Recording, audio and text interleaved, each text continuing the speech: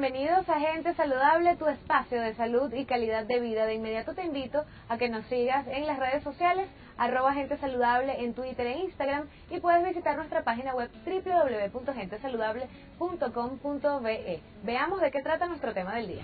Dejar llorar a los niños hasta que se cansen y se duerman, hacerlos dormir en un cuarto aparte con apenas días de nacido, son algunos condicionamientos sociales que resultan insanos y peligrosos para los bebés de la casa. La crianza respetuosa será nuestro tema hoy en Gente Saludable, gente como tú.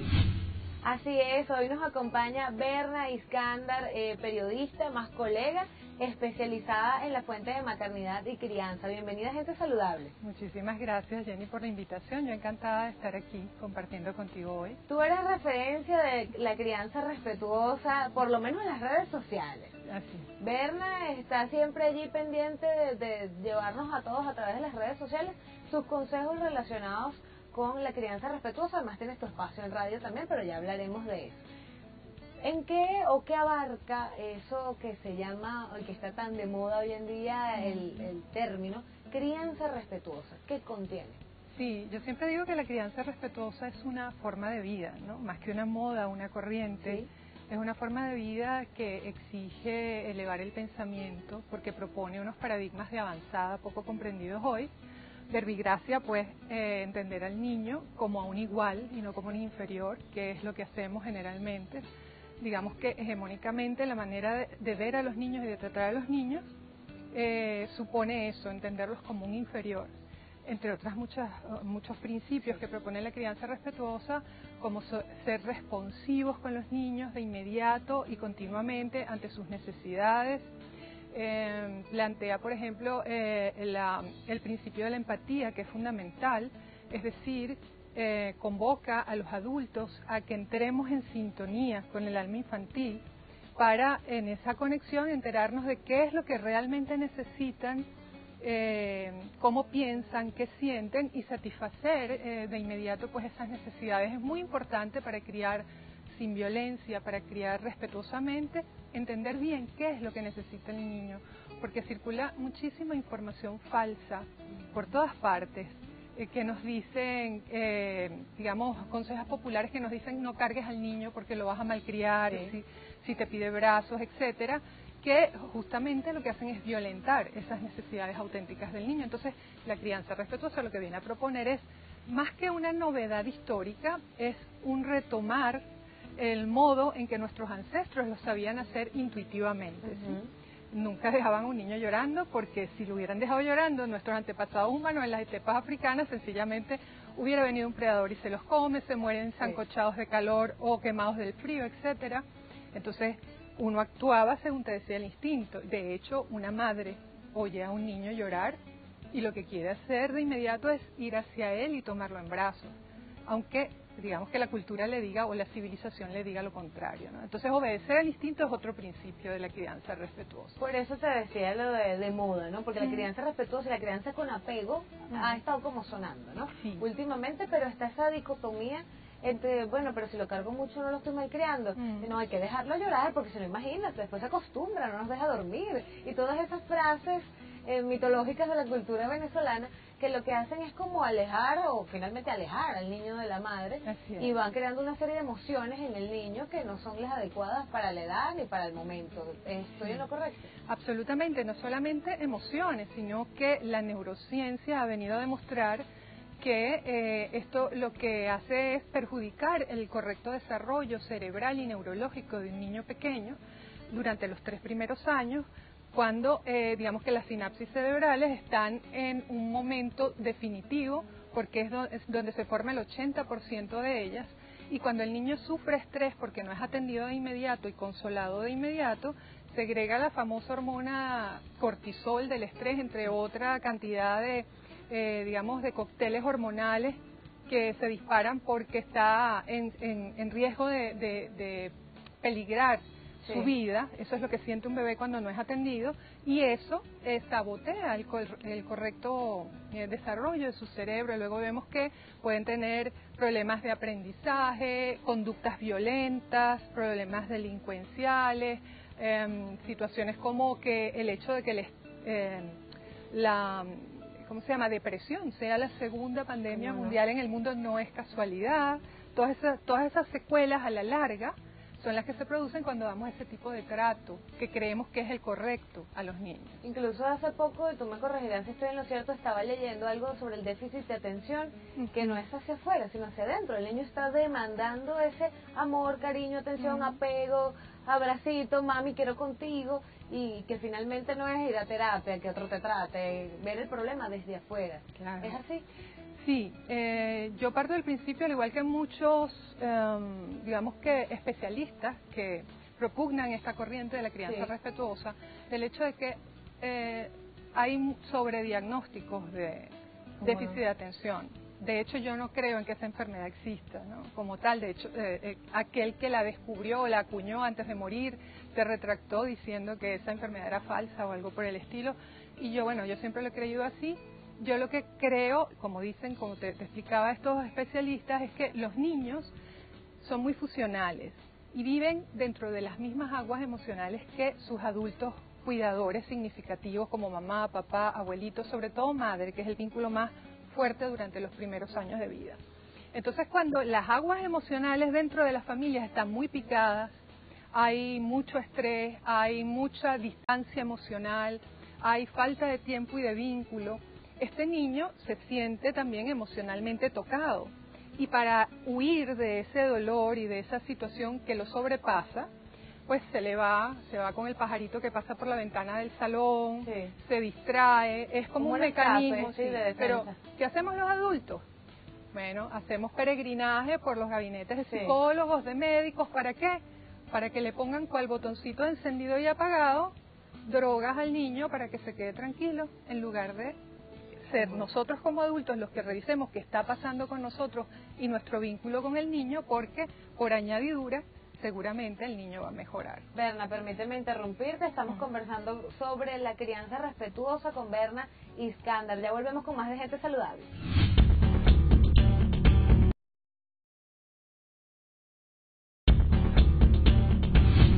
Estamos de vuelta con más de Gente Saludable, gente como tú, conversando hoy sobre la crianza respetuosa. Nos acompaña Berna Iskandar, especialista en el tema. Berna, hay otro punto que a mí me gusta mucho tocar sobre la crianza con apego, y es el amamantar y el destete, ¿no? No estamos, muchas mujeres, verdaderamente conscientes de la importancia del vínculo que existe a través de ese acto de amamantar. Así es. Sí, la lactancia materna es una función robusta del ser humano, no es una delicada flor de invernadero, como dice el doctor Carlos González, uno de los especialistas más citados por mí. Es, como te dije, una de las funciones más robustas del ser humano. Lo que pasa es que se ha perdido la costumbre de amamantar por una cantidad de razones que no vienen al caso mencionar, porque podríamos hacer un programa entero dedicado a ello. Lo cierto es que las mujeres han perdido el apoyo. De hecho, cuando quieren amamantar, reciben una respuesta adversa de parte de las familias, los mismos especialistas, la sociedad en general. Y ciertamente la lactancia materna no solamente es la leche materna el alimento más saludable para el bebé. Ya las cifras de la Organización Mundial de la Salud y de UNICEF lo han demostrado, sino que también se produce un vínculo importantísimo entre la madre y el bebé a través del acto de amamantar. Esto no quiere decir que mamás que amamanten siempre necesariamente van a crear ese vínculo, hacen falta otras condiciones más, porque conozco madres que dan el pecho, pero entonces entrenan a los niños para que duerman toda la noche de un tirón y los dejan llorando con el método de Skinner, el conductista, claro, ¿no? el del perrito de Pavlov. Sí, sí. Todas esas corrientes conductistas que ya están... Cuyo representante de este método más conocido en el mundo hispanohablante se llama Edward Stivil, el famoso y nefasto libro, que nunca lo compren, por favor, cómprense más bien el libro de Rosa Jovet, Dormir sin lágrimas. No se compren el de Stivil, Duérmete niño, eso es terrible, los daños que le causamos a los niños. Pues hay mamás que amamantan y que estivilizan a los niños. Eso no quiere decir necesariamente que amamantar garantice un buen vínculo, depende también de la disponibilidad emocional y de cómo entendamos el trato respetuoso hacia los niños, pero ciertamente es fundamental. Pero finalmente, ¿qué debemos hacer, Berna? ¿Cómo construimos esa crianza respetuosa desde que estamos enterados de la noticia del embarazo? Informándose porque venimos, la gran mayoría de los adultos, de familias o de, digamos, progenitores que nos han criado bajo este estilo de crianza directivo, tradicional, conductista, autoritario, con toda esta cantidad de mitologías que tenemos que desmontar. O sea, en resumen, procedemos de patrones de crianza insanos que tenemos que desandar. Primero registrar como tales, porque ese es el problema, ¿no? Que los llevamos tan internalizados que no los registramos como tales. Entonces, informarnos bien de qué cosa es violencia y qué cosa no es violencia. Porque muchas veces no registramos lo que es, como dejar a un niño llorando solo en la cuna para que se duerma. Eso es violento y el niño es ya vamos a hablar de la crianza no respetuosa, que me interesa. Exacto. Que le quede claro a todos los televidentes. Sí, bueno, empezando por allí, informándote, buscando adentro, revisando tus propias historias infantiles, que pudo haber quedado allí, que impronta, digamos, producto de la cantidad infinita de abusos visibles e invisibles hemos recibido todos. Debemos superar, debemos reconocer para no repetir e informarnos acerca de cuáles son las verdaderas necesidades de los niños. Cada niño, de acuerdo a la edad, tiene unas necesidades particulares según su momento madurativo y, bueno, aprender a entrar en sintonía con ellos para poder responder a esas necesidades. Y yo siempre le digo a los papás y a las mamás, ponernos la mano en el corazón, ¿sí? Cuando vayamos a hacer algo o a tomar una decisión o a hacer algún tipo de acción en relación a nuestro hijo durante la crianza, pongámonos la mano en el corazón y preguntémonos, ¿me gustaría que me lo hicieran a mí? Si no me gustaría que me lo hicieran a mí, no se lo haga a mi hijo, porque bueno, digamos que el principio básico, la regla de oro de la ética que nos dice no hagas a otro lo que no te gustaría, y los niños no son menos gente que nadie. Son tan gente como nosotros, tienen tantos derechos como nosotros y aún más porque son vulnerables, son dependientes de nosotros para sobrevivir y bueno, y son nuestros hijos y los debemos proteger, no abusar. Incluso había algo que decías que era bien importante, que es como revisar un poco tus patrones, ¿no? Sí. Y a veces no estamos ni en cuenta de que tuvimos patrones que no son los adecuados, pero quizás eso forma parte de la maternidad y la paternidad responsable. Revisar, ¿qué pasó en mi niñez? Bueno, si de repente yo siento que no hay ningún problema con mi crianza de niñez, pero revisar, ¿esto que hacía mi papá me hacía sentir bien o mal? Claro. Si me hacía sentir mal, ¿por qué? Y ahí ir como a la raíz, ¿no? Lo has dado en el clavo, Jenny, porque lo que pasa es que perdemos la memoria emocional de los eventos durante nuestra infancia, porque como nos resultan tan dolorosos, entonces quedan allí como, digamos que negados en alguna parte de nuestro inconsciente, que es una impronta que se activa con otras cosas que nos suceden y no sabemos por qué. Sí. Pero ciertamente, sí, todos, de hecho, el solo evento de haber nacido y que nos hayan separado de nuestra madre en ese momento durante horas, ya eso es percibido por una criatura como algo muy violento, sobre todo cuando salimos de un vientre calentito, con movimiento permanente, con la voz de la madre constantemente escuchando el latidos del corazón, etcétera, y de pronto llegamos a un mundo frío, lleno de luces, nos separan, no encontramos ese consuelo. Nos dan una nalgada, lloramos. Bueno, ya la nalgada dicen que no, pero hay otros procedimientos que son terribles, les ponen sondas, los pinchan, sí. Es horrible. Berna, vamos a hacer una nueva pausa acá en Gente Saludable, hoy conversando sobre la crianza respetuosa. Ya regresamos.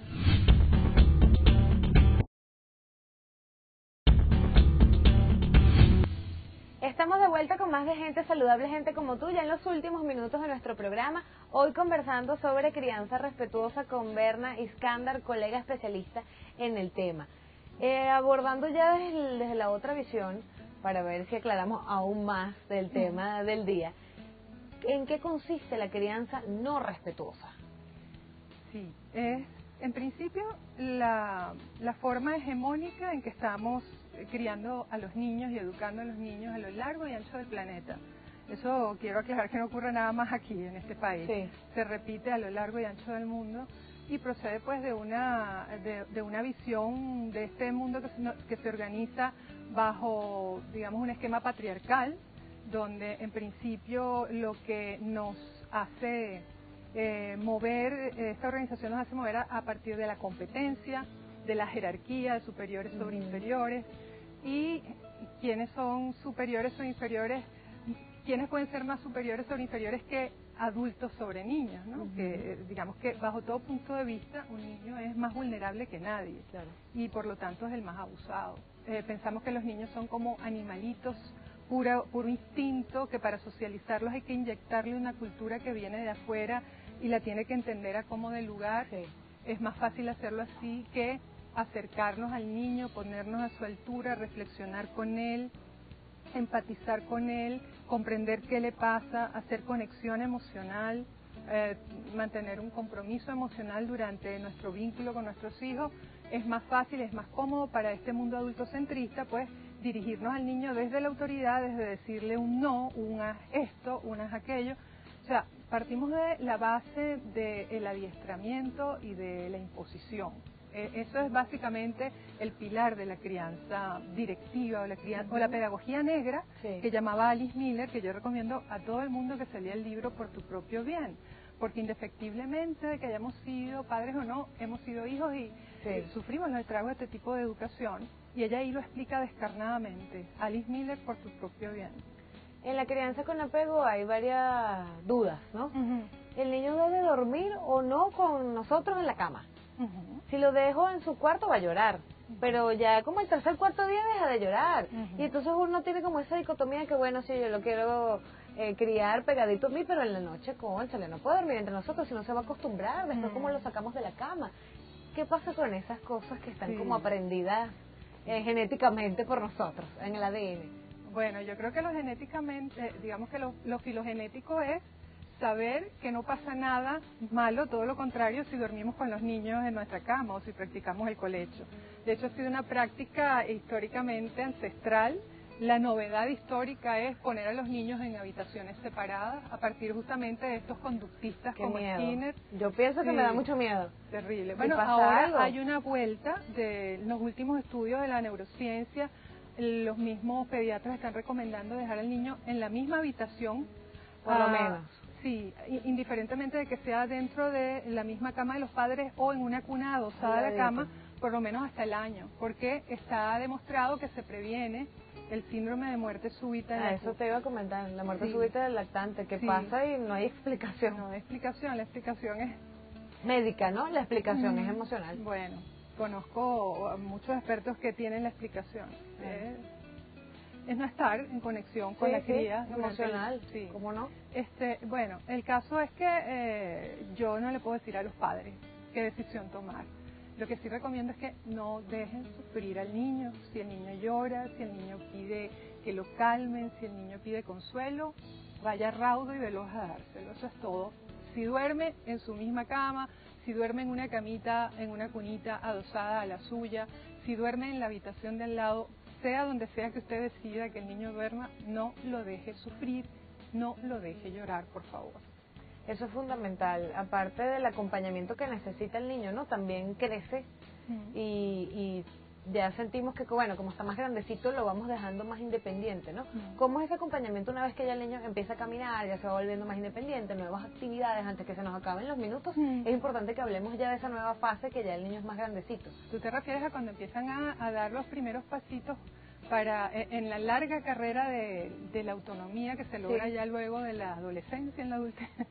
Porque es largo, es lo que tenemos que comprender los padres. Los niños son, por naturaleza, dependientes, ¿sí? Dependen de nosotros. Es como una fruta verde que está pegada al árbol y está recibiendo la savia de ese árbol hasta que madura y después cae solito. Entonces nosotros somos el árbol y nuestros niños son las frutas que están pegados a nosotros y necesitan de nosotros, porque no se valen por sí mismos en muchas cosas y dependiendo de la edad, progresivamente van adquiriendo esa autonomía, pero es bueno no darnos cuenta de cuándo es el momento en que ellos por sí mismos están pidiendo caminar. Entonces los acompañamos y los protegemos, le ofrecemos un entorno seguro para que no se haga daño.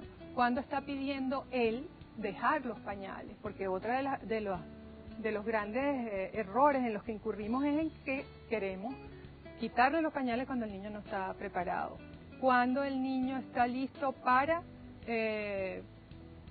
irse solo a dormir a su cama, ¿sí? toda esa cantidad de cosas, o cuando el niño está listo para dormir toda la noche corrida sin despertarse. Observar al niño en la medida en que él va pidiendo, en que él vaya madurando, en lugar de nosotros imponerle ese paso a una nueva, digamos, una nueva etapa para la cual no ha madurado, porque eso sí es ejercer violencia. Usualmente imponemos las etapas, ¿no? Así es. Fulano dice que ya al año debe estar caminando, entonces uno ya impulsa al niño, camina, y si quiere gatear un rato más, o sea, es como impulsar las etapas. Berna, se nos está acabando el tiempo. Ya, tus palabras finales y tus redes sociales. Por Twitter, @conocemimundo. Nuestro Facebook también está por Conoce Mi Mundo. Escribo en mi blog www.conocemimundo frecuentemente y soy colaboradora del blog Inspirulina también los miércoles de Crianza Respetuosa, mi programa de radio en la Cultural de Caracas los sábados a las 10 de la mañana. Agradecemos a Berna Escándar por habernos acompañado hoy sobre este tema crianza respetuosa. Nuestras redes sociales, @gentesaludable en Twitter e Instagram y nuestra página web www.gentesaludable.com.be. Hasta la próxima.